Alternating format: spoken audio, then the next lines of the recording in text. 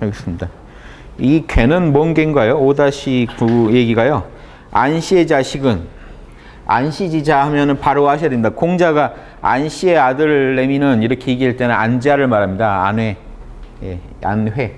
그래서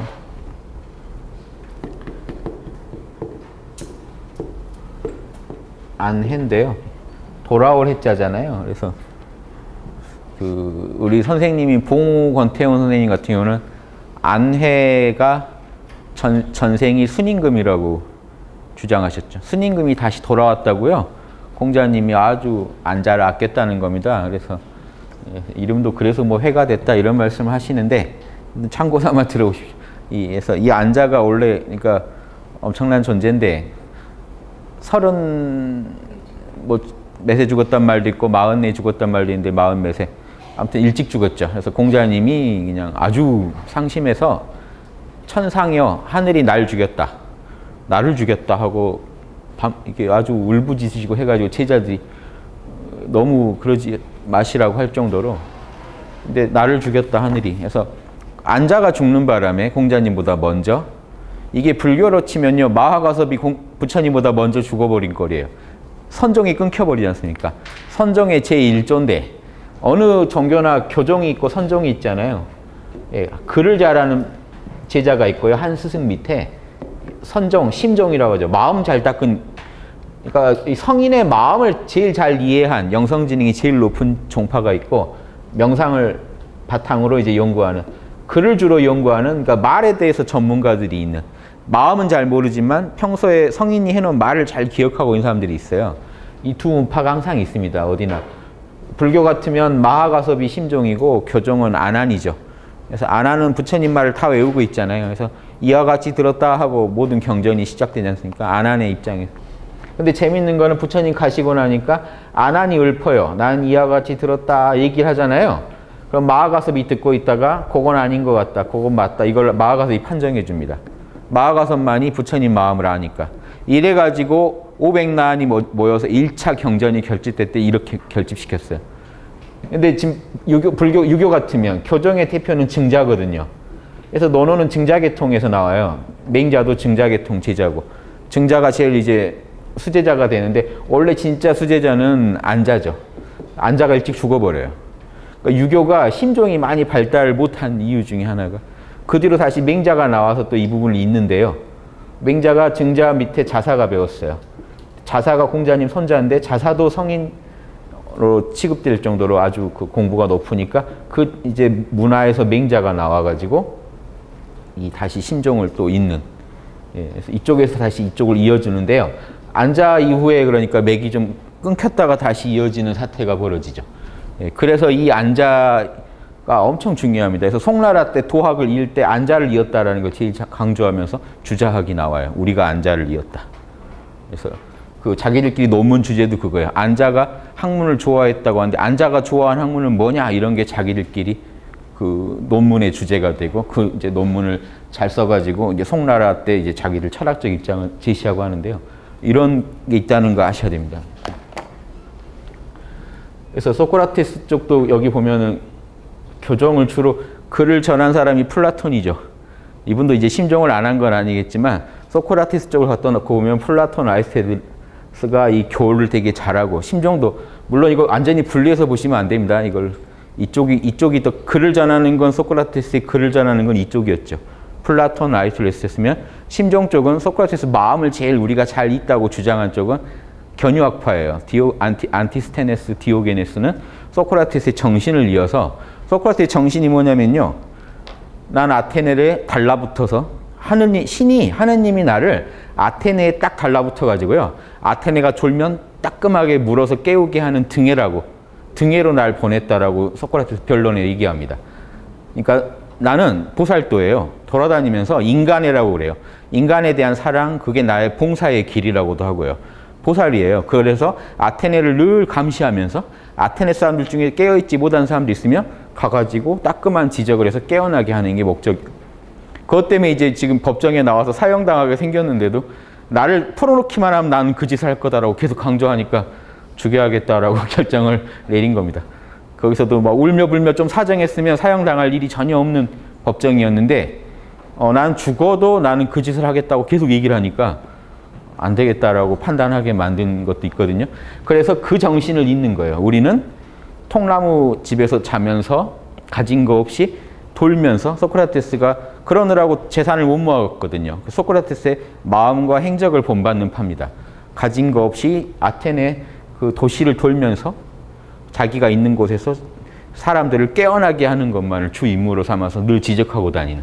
그래서 키니코스 학파라고 하죠. 견유학파를 시니컬하다가 여기서 기인한 말이고요. 근데 플라톤 아리스토텔레스는 나름 저 귀족 집안 자제들의 큰 학교를 만들어서 이론을 체계적으로 전파했죠. 소크라테스 쪽에서도 이런 식의 모양새가 있다는 것도 아시겠죠. 이분들이 뭐 신종이 낮다는 건 아닌데요. 그런데 이런 경우 증자 안자만 해도요 대표적으로 갈립니다. 안자는요 죽을 때까지 칭찬만 받아요. 공자님한테. 죽은 뒤에도 또 칭찬받고요. 증자는요 공자님이 남긴 유명한 말이 있어요. 노둔하다 증자여. 뭐 말귀를 하면 좀 알아들어야지. 마음이 이해가 잘 안 돼서 답답하니까 한 얘기죠. 안자는 나한테 도움이 되지 않는 존재다. 이게 안자한테 한 최대의 비판이었어요. 내가 뭔 말을 하면은 이해하고 끝난다는 거예요. 그 마음이라, 같은 마음이라 뭐 더 말이 필요 없잖아요. 나한테 그래서 도움이 안, 자극제가 안 된다. 근데 그것도 편한 거죠. 증자한테 얘기를 했다는 답답해지잖아요. 자극제 정도가 아니라 답답해지니까 노둔하다 증자여. 이게 근데 재밌지 않습니까? 증자계열에서 나온 논어에 노둔하다 증자여가 그대로 들어있는 거 보면 옛날 분들 보면 재밌어요.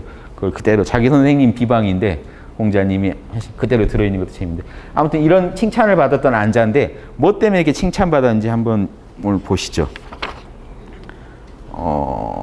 저 밑에 논어부터 한번 볼까요? 안자 얘기를 좀 먼저 보면요. 121페이지인가요?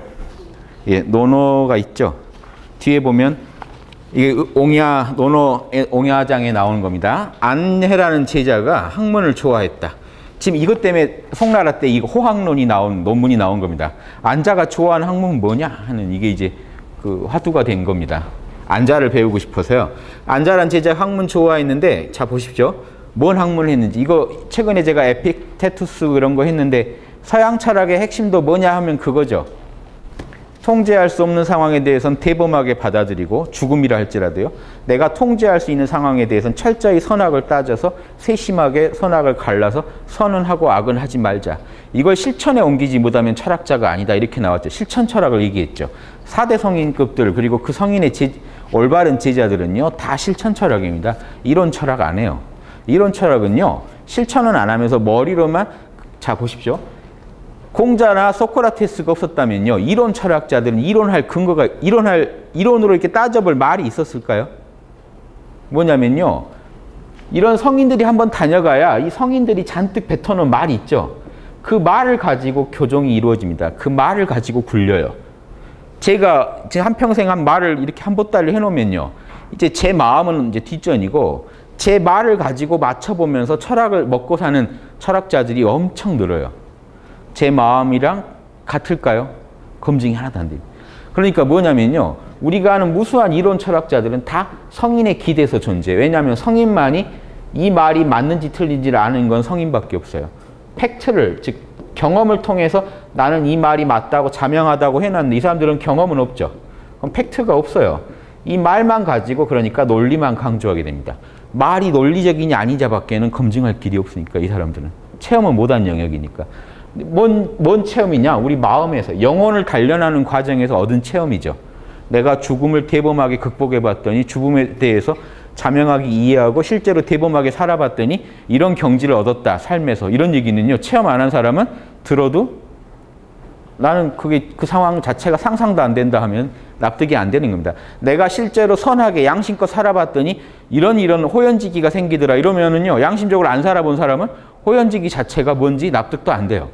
이렇게 말만 남아가지고 전하니까 지금도 호연지기 하면요. 전국의 철학자분들한테 물어보면 호연지기에 대해서 다 엄청난 얘기를 쏟아내겠지만 맹자가 말한 그 체험한 그 호연지기일까요? 이건 검증할 길이 없어요. 이래서 꼭 심종이 버텨줘야 됩니다. 심종은 이 성인의 마음을 그대로 체득해서 이 팩트를 그대로 체험한 사람들이 이 사람들이 말을 하면요. 이 교와 선이 제대로 합쳐지면서 진실한 말만 남기는데 이게 이쪽이 강한 사람들은 아무래도 이론에 매달리게 되고 그 성인들이 해놓은 말에만 매달려요. 그래서 멀어집니다. 그런데 자, 그런 철학을 진정한 철학은 그게 아니고요. 이론과 실천이 겸비된 건데 특히 실천이 담보되는 이론이어야 돼요. 그래서 아내가 학문을 좋아했다고 해놓고 공자님이 한 얘기는요. 그 친구가 머리가 너무 좋아가지고 말을 정말 잘해. 논리를 정말 잘 전개. 반박할 수가 없더라니까. 이런 식의 칭찬해 주는 게 아니고 뭡니까? 칭찬이? 불천노, 분노를 남한테 옮기지 않더라. 이 사람 때문에 화가 났으면 그 사람한테만 화를 내지 다른 사람한테 그 화를 옮기지 않더라.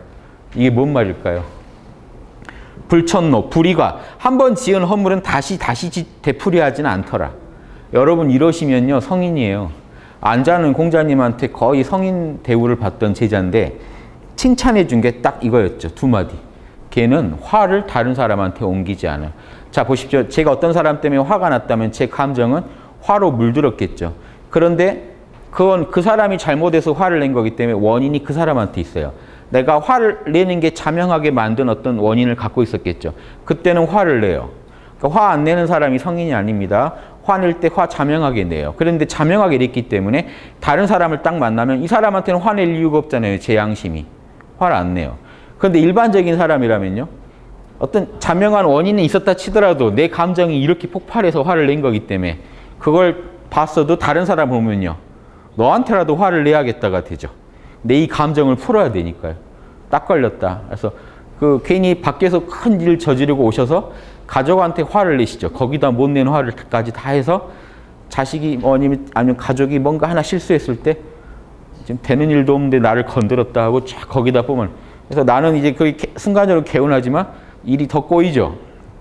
이런 짓을 안 한다는 겁니다. 이게 성인들이 하는 최고의 일은 양심 그대로 사시기 때문에 화낼 때 화내더라도 왜 화를 이게 있을까요? 화 참는 게 그렇게 어렵다는 겁니다. 여러분만 어려운 게 아니라 옛날에도 인간이면 어려운 일이니까 화를 옮기지 않았다는 게 희노애락을 정말 잘 조절한다는 걸 다 담고 있는 겁니다. 분노가 희노애락 중에 제일 감당하기 어려운 것 중에 하나니까 그걸 조절하더라. 그 다음에 한 번 지은 허물은 다시 안 짓더라. 양심에 따라 살기 때문에요. 한 번 허물인 줄 알았으면 알고는 고의로 이제 안 하더라는 겁니다.